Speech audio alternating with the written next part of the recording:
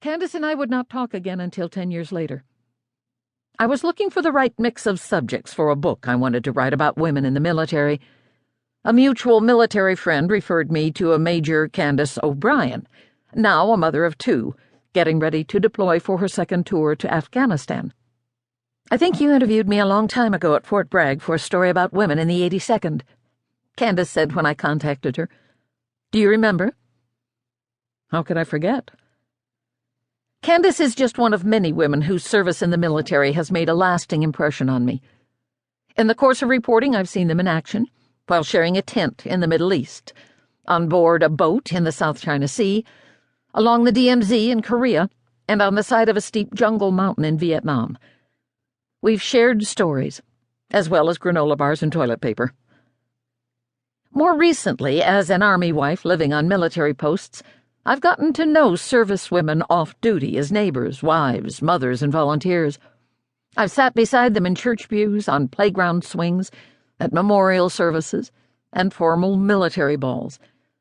Over the last 22 years, I've had the privilege of pinning on my sister Maria's rank, as she rose from lieutenant to colonel, and I've been fortunate to have her as a neighbor at 3 duty stations, including our current one, where she is a brigade commander at Fort Eustis, Virginia. I've come to recognize the issues these women face, professional and private, large and small, sad and funny, and I've admired their commitment and courage.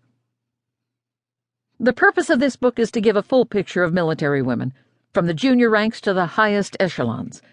Juggling marriage, motherhood, and the military may not be dramatic compared to war service, and grappling with less tangible concerns about femininity, gender roles, and discriminatory labels may seem trivial when held up against true physical dangers. But even for women who choose a warrior profession, these are challenges that may affect serious decisions and have life-changing consequences. They are also the issues most servicewomen deal with daily and often out of public view. It is important, therefore, to shed light on these women's personal lives, including their behind-the-scenes struggles and insecurities. These are the things that give new meaning to their courage, on and off the battlefield. To be sure, servicewomen have long confronted problems of hazing, trying to belong to an old boys club, sexual harassment, dating, marriage problems, pregnancy, separation from children, questions about life goals, career trajectories, and self-worth. But today the context for all this is very different. The women are part of a military that little resembles the armed forces of the past. The women had been employed in the armed services since the Revolutionary War. They could not exceed 2% of the active duty force, and couldn't be promoted beyond the ranks of lieutenant colonel or commander until Congress changed the law in 1967. Throughout the 1980s, half the jobs in the military excluded women. Then, in 1994, the Department of Defense did away with its direct combat risk rule and replaced it with a women's assignment policy. That policy said, service members are eligible to be assigned to all positions for which they are qualified, except that women shall be excluded from assignments to units below the brigade level, whose primary mission is to engage in direct combat on the ground. Because the soldier's workplace is the battlefield, in many ways Washington's combat ban remained the final frontier on employment gender discrimination.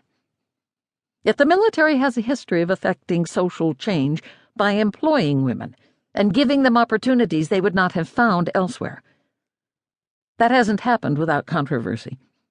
In the 90s, as public debate raged over women in combat, senior female officers and congresswomen like Pat Schroeder of the House Armed Services Committee argued for across-the-board equality, while male military leaders and a number of lawmakers opposed such changes. The argument to keep women out of combat units centered on a number of issues: lack of strength, endurance, and temperament, lack of mixed-gender accommodations, a disruption to unit cohesion, and a distraction to fighting capability. Lawmakers were also concerned about the treatment of captured female soldiers and pilots, and how it would play out on the evening news.